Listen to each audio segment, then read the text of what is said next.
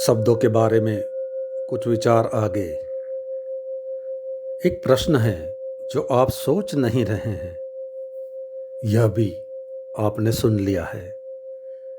उनको पूछ रहे हैं, ये आपकी चिंता से जन्मते नहीं हैं। इनका आपसे कोई व्यक्तिगत संबंध नहीं है। इनसे आपके प्राणों का कोई लगाव नहीं है। यह प्रश्न आपको मथ नहीं रहे हैं। ये आपको परेशान नहीं कर रहे हैं। ये हवा में आ गए हैं और पूछ लेते हैं कि ऐसा कैसा है। यह बहुत ऊपरी बात हो गई। प्रश्न को भी पूछना चाहिए प्राणों की गहराई से। वही प्रश्न सच्चा हो सकता है, और प्रश्न सच्चा हो तो ही उत्तर आपके प्राणों को छुएगा, नहीं तो बिल्कुल ही नहीं छुएगा। क्योंकि मेरा उत्तर थोड़े ही छू सकता है। आपका प्रश्न ही आपको न छूता हो तो मेरा उत्तर आपको कैसे छुएगा। आपका प्रश्न ही उधार हो तो मेरा उत्तर कितनी दूर तक जा सकता है। तो ये तो हमारे सब बने बनाए प्रश्न हो गए कि भाग्य बड़ा है कि पुरुषार्थ। ये क्या कोई प्रश्न है? ये आपने कभी सोचे हैं क्या?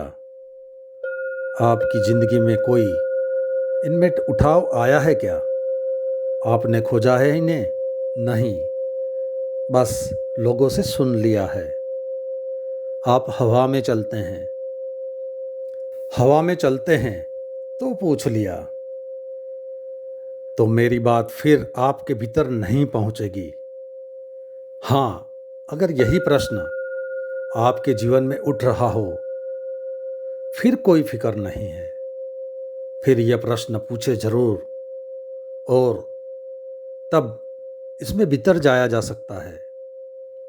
और हो सकता है वह भीतर जाने की कोशिश आपके भीतर कोई पत्थर तोड़ दे तो झरना फूट आए। लेकिन यह बहुत बड़ी मात्रा में मुझ पर नहीं, आपके ऊपर निर्भर करता है। यह मैं आपसे कह दूं कि यहाँ मेरा 1% हाथ है, 99% आपका हाथ है। वह अंततः आप उसके निर्णायक है कि वह क्या होगी और कितनी गहरी हो जा सकेगी। इसीलिए बहुत सोच कर, बहुत विचार कर, देख कर कि इसका मेरा कोई प्राणों से संबंध है।